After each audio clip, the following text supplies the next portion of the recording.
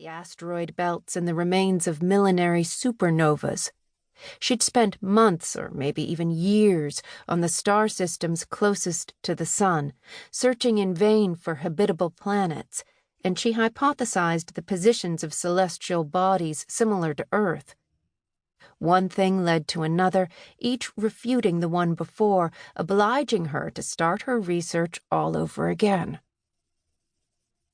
This final attempt would be spent on stars that had already lost their light and collapsed in on themselves, forming dense black holes. Except those holes needed an advisor who knew all about them and was willing to guide her dissertation, one who believed Ella was prepared to deal with such density. But not even Ella was sure she could do it, and time was running out. And then the bulbs all came on simultaneously, as though electrified by lightning, reactivated after an interval of hours. Ella opened a can of Coke, loaded with sugar and caffeine. She would drink to her own detriment before sinking once more into the screen. She would calculate figures of cosmic deviation and radiation.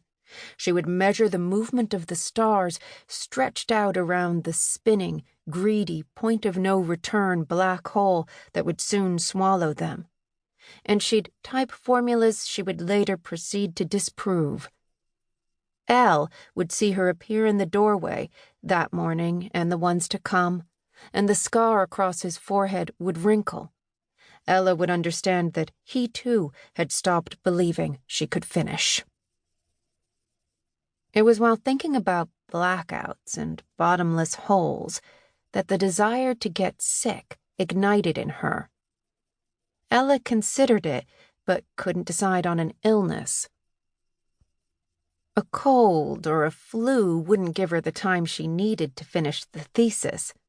Pneumonia would keep her from working. Cancer was too risky. Then her memory turned to her father's bleeding ulcer, which had kept him bedridden for several months. She imagined herself lying in a different bed, computer on her lap, eating poached eggs and insipid crackers and taking irritating sips of Coca-Cola on the sly. To fall ill, Ella would ask the favor of her birth mother, her deceased genetic mother, the one she never met. Ella always invoked her when things got hard. Lighting a stick of incense, she begged her mother to infect her with something serious but transitory. Not to die, like the mother herself, suddenly. Just enough to take one semester off, to not have to teach all those planetary sciences classes to so many distracted students whom she had to instruct, evaluate, forget immediately.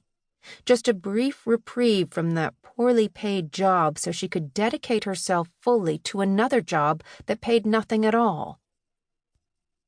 Ella had no one else to ask. Her father had already given all he had. Secret Pact Story. No one knew the father had funded her studies in the country of the present with savings for his future old age. Ella's 3 siblings, and that mother, who wasn't hers, had been left out of their mutual agreement. Because the mother, who came to fill in for the first, would never have allowed it. "All that money!" she would have cried in defense of her disinherited twins. "It's a fortune!" she would argue, fearing the indignities the expense could entail for the father.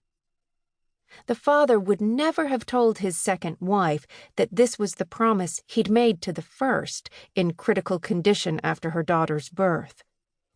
"Promise me Ella will study what she wants, that you'll pay for whatever program she chooses without any conditions," the first wife murmured in a voice that wavered but knew death was coming.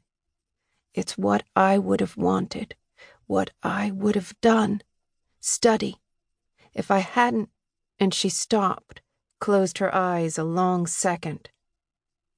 "Gotten married," she said, the words coming unstrung. "So young, to you."